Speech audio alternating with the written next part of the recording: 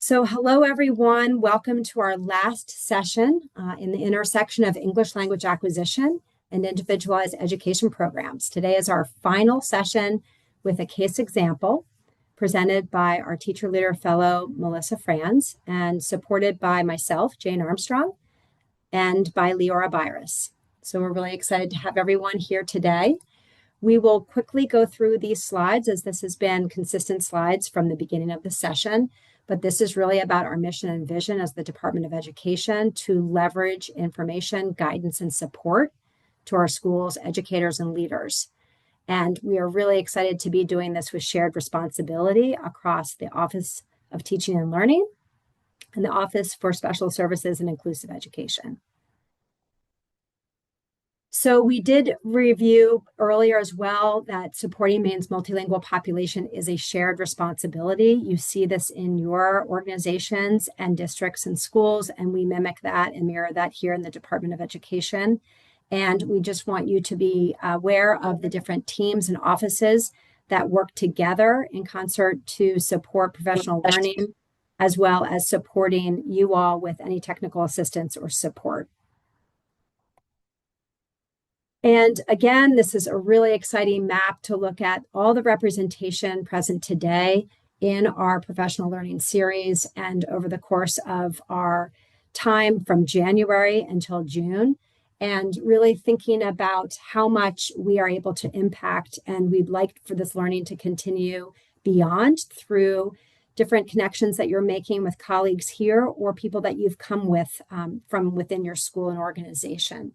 We also have another cohort with the Child Development Services, and we all have a cohort working on the IEPs for ELs within the Office of Teaching and Learning and OSSI and at the Department of Ed. So we too are collaborating and learning and growing. Group norms, we just would like for you all to stay on mute when you're not speaking, but please use the chat and please use it as an opportunity to make comments, to make wonderings, to collaborate with each other. And we will try to have time where we can bring you all together off mic, stop sharing screen, turn off the recording, so we can really dig into some questions and some support for one another. And with that, I'd like to turn this over to Melissa Franz, who will be leading today's focus. And Melissa, take it away. Next slide, please. Hi, everyone. We're really glad and thankful that you're here with us today. Now, we're getting so close to the finish line of this school year. So you being with us on June 10th, we really appreciate you taking the time. And whether you're just joining us today or have been with us throughout the series, we're really thankful that you're here collaborating with us and growing our capacity to support multilingual learners with and without disabilities. So I just wanted to contextualize the data and thinking about whether you work in a school district with many multilingual learners now, or you're in a district that is growing. We know that across the country, our multilingual learners that are served under IDEA in special education has been increasing over the last decade. These statistics come to us from OSAP. They haven't been updated in a few years, but we can anticipate that trend line continuing to grow. And we know that here in Maine, although our student population has continued to decline or decrease, our population of multilingual learners has had a steady rise. So the likelihood of you having multilingual learners in your school is likely going to increase over time if you don't already have students, again, that are multilingual with or without disabilities. Next slide, please. So this series has really focused on multilingual learners who are already eligible in receiving special education services. They've already received some sort of diagnosis or eligible under a disability category. And I wanted to provide a few resources for you for earlier on in that process when you're working with multilingual learners that you suspect of having a disability and or may not be making the progress you expect them to make. On the Maine Department of Education's website, there is an infographic and some MTSS intervention procedure, resources that you can use to support your teams in helping address some of the extrinsic factors that are specific to multilingual learners and helping your colleagues dispel some of the myths that we continue to see around if multilingual learners are eligible for special education, and is there a waiting period, or do they need to have a specific language proficiency level? And so these resources can help you sort of start to build capacity within your school buildings. And just to be really clear and dispel those myths again here while I have the opportunity, there is no waiting period. There is no wait and see. There is no having to achieve a certain level of English in order to be eligible for special education. The moment the team suspects that there is a concern or that the student potentially could have a disability, they are required under Child Find to determine if a disability exists. So there's no wait and see policy for multilingual learners. That really violates their rights to access equitable education like their English speaking peers. Also, for you all who've been here, using these resources to start to spread your sphere of influence with your colleagues and really starting to become advocates to empower your colleagues to build their capacity. This is really, as we've said many times, complex, nuanced work. And the more we come together and the more we share resources and talk about how do we address these needs and the intersection of difference and disability, the more we will be better prepared to support our students. Also, just really wanted to make a note too that we don't want to get stuck in dissecting language difference from potential disability. We're never going to completely tease apart those two things from our students. So really trying to address throughout the process of RTI or MTSS, however your school buildings are working through their systems of challenges when students are not making expected progress. How are you addressing those extrinsic factors? So when you get to a step 1 IEP meeting, that you are able to confidently say, we have addressed these things specific related to multilingual learners. We provided interventions, supports, and resources for those things. And now we're at a point where we can confidently say those are not the things that are the primary concern or primary cause of our students not making progress. So your goal is not to eliminate those factors completely because they will always exist for your multilingual learners. The goal is to ensure that they are not the primary cause of your student not making progress, and therefore that there may be a disability present. Next slide, please. So today we're going to spend some time talking about a case study and really sort of dissecting using that language and disability needs framework that we talked about earlier on in our series, how we look at students' intersection of their English language needs and their disability related needs and where they fall on that framework so we can make sure we're providing them appropriate supports for all of their areas of learning. So we're going to use some resources from the Altella project. Altella created resources to support WIDA in creating an alternate assessment for English language proficiency.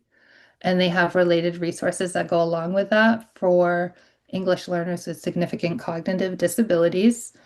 And you can see I'm using English learners and multilingual learners, those terms interchangeably, and we've talked about that previously. The federal definition, they still go by English learner. So when we say multilingual learner, English learner, we're using those interchangeably today. And although we are focusing on a case study of a student with a significant cognitive disability, we realize that those students may not be as common in your environment, in your settings, but really focusing on students with complex needs can help us think about broadly, how are we supporting all of our students? And these are students that we often don't talk about, and they're the students that most of us are the least equipped to support. So we really wanted to highlight a case study involving a student with this profile. So what we're going to do in a few minutes, and you have the Padlet, we're going to look at, there's a list of discussion questions associated with these case studies. And I want you, before you read the case study, just to briefly scan those discussion questions so you can kind of have the gist of what we're going to be discussing when we come back together. And you're going to be reading, next slide, please, Jane. You're going to be reading a case example of Sabine. She's a first grade multilingual learner identified with autism. And you're going to read this and think about those discussion questions. We're going to come back and discuss how we can reflect on the students' experience in this classroom. How are their disability-related needs being addressed? How are their multilingual learning needs being addressed? How is the family and home to school connection being made? And how is the family part of the student's learning experience? So we're going to use those discussion questions sort of as a guide for us to have a loose conversation and engage with this case example and bringing in your own experiences to talk about where the student would fall on that disability and language framework. And then what are some additional questions we might want answered in order to provide appropriate supports for Sabine. So we're going to, in a moment, we will send you off. So you will have about, I think, 12 minutes or so on your own independently to read the case study of Sabine, read those discussion questions, jot down some notes you're thinking, and in about 12 minutes, we'll come back and debrief in a casual conversation. Does anybody have any questions on that? Here are some of the discussion questions, but you'll have access to those in the Padlet, so you don't need to worry about memorizing anything now or taking notes. Oh, Go ahead. I saw that Ina was taking a picture, so Yeah. happy to do that. If that's one set, and they're Yeah. also in the Padlet. And then there's a couple more if people want to take a screenshot. But those are in the Padlet. And did you want to speak to the questions, Melissa, in terms of like not going in order? Yeah, so when we come back, we're not going to, oh, sorry, go ahead, Jane. No, I was just going to say there was a question about like, do I need to do all of the questions and should we do some? So what would you suggest for folk? I would, thank you. That's a great question. I would recommend going through scanning the 10 questions. If any of them specifically kind of connect to you and your experience or context, kind of keep those in mind. I know when I was reading the case studies, I started coming up with my own questions, my own wonderings. So if you have your own questions that you're like, what about this? Or how does this connect to that? That's fine too. It's going to be a really open-ended discussion based on sort of your feedback and engagement. I don't anticipate us going question by question, answering each specific one. We can certainly do that if people want to, but I really want it to be driven by what stands out to you. What's your learning? What are you connecting to? What are your questions? And if you're not sure about what to do when we'll have you shut your computer off or shut your screen, what am I saying? Turn your camera off in a moment and we'll set the timer and call you back, but you don't need to leave or go to a breakout room or anything like that. Thank you. If you've been here beyond today, either one or more, all of the series, just would love for you to take a few minutes and reflect on like when you came into this series, either today, your first time, or session one, what you used to think about the work and the intersection of English language acquisition, and I would say special education. What you used to think before, and now what do you think? And how is it going to impact your practice moving forward? So if you could take just a quick minute to kind of reflect on that and If you're feeling brave and willing to share verbally and or in the chat, that's great. We would love to hear your thinking on this.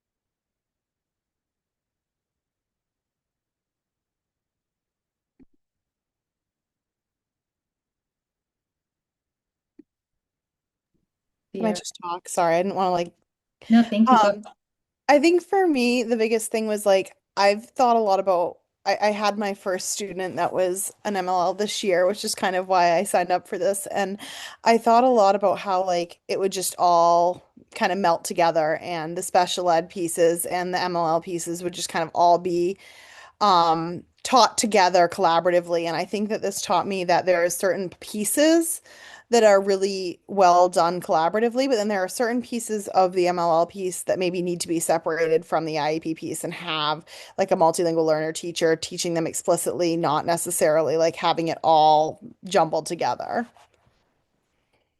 Thank you for sharing that.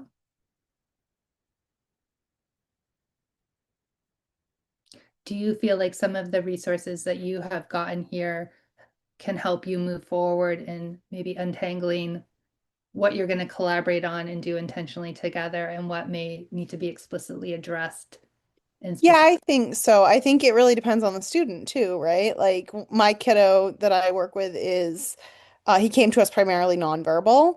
So a lot of like the language acquisition pieces we were able to collaborate more on, but then I think there are pieces of like syntax and stuff that I was like, okay, this might be a little bit above my and I brought my BB Map book, which is like my special ed lens to the MLL teacher and was like, okay, I need your help with these few things because these are things that I'm like, I don't even know how to begin to tackle from the MLL lens. So I think it definitely helped me kind of parse it out. Great. Thank you for sharing. Terry.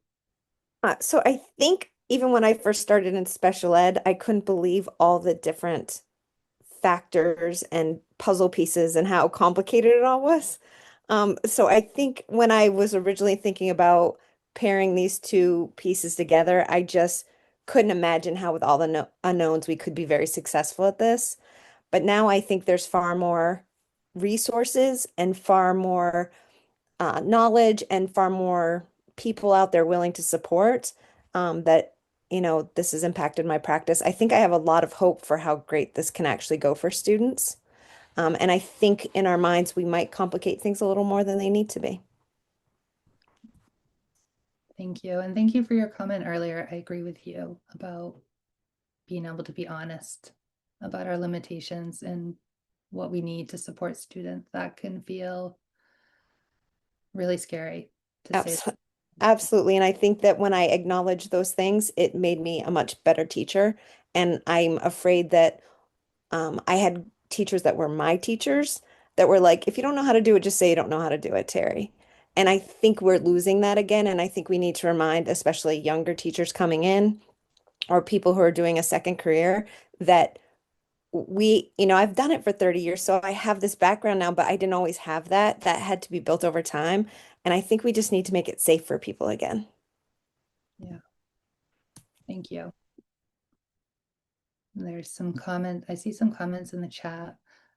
Elena said she used to think the occurrence of multilingual learners in special education settings was less than what it is, and that the numbers can help her interact with her district and her colleagues to really inform their practices for supporting students. And just want to highlight the data can be your friend.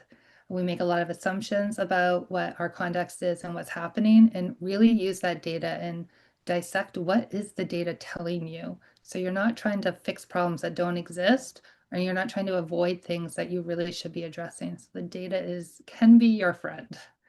Desi, you have your hand up.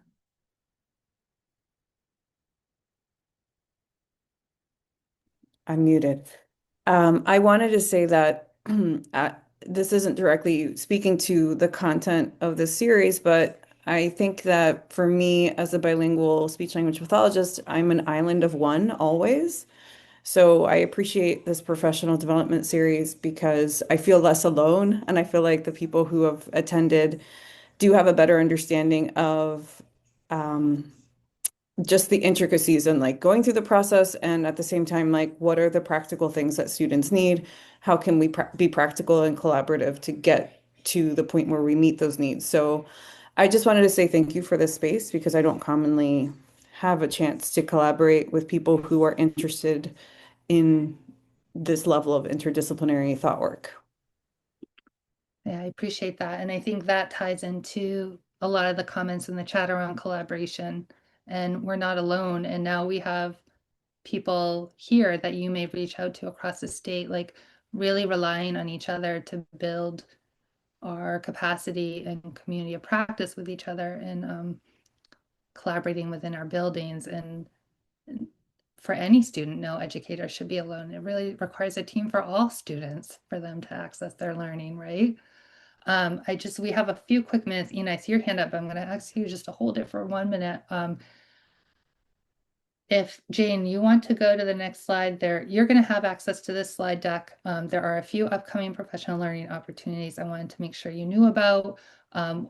One of the other teacher leader fellows, Jenny Lent, who's focusing on secondary programming for newcomers. She has an excellent session coming up on strengthening student and family engagement with a cultural broker.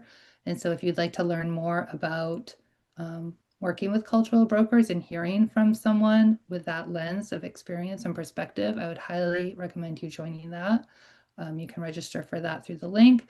TESOL has an advocacy panel webinar coming up that has a panelist from TESOL and OSAP talking about some of the challenges and implications for English learners with disabilities under the current federal administration.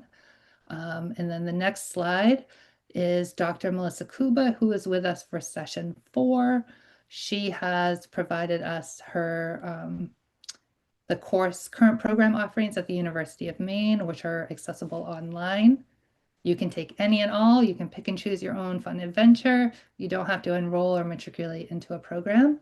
So if there are certain areas of interest that you want to explore more, please reach out to Dr. Kuba. She's really invested in preparing our not only our next generation of pre-service teachers, but our current service educators. Like that's really her focus. So I would highly encourage you to check out UMO's offerings. And then lastly, the survey. This is the final survey. Please, please, please take the time to respond. Your feedback is everything for us for this series, so we can learn and grow and know where to take this next, know how we can improve, know using your feedback can help us advocate across the state to make sure we're providing resources and support in the field. So please, I know another survey, another link, it's more time, but and you don't have to do it right now when you have a minute, but please, please, please, we would really much appreciate your feedback on the session and the series overall if you are with us for the whole thing. And with that, we'll say goodbye and thank you. Jane, Leora, and I are going to stay on for a little bit if you'd like to stay and chat or ask questions. But we're going to get you out of here at 4:30 if you'd like to leave. And thank you so much for participating. We truly appreciate each of you.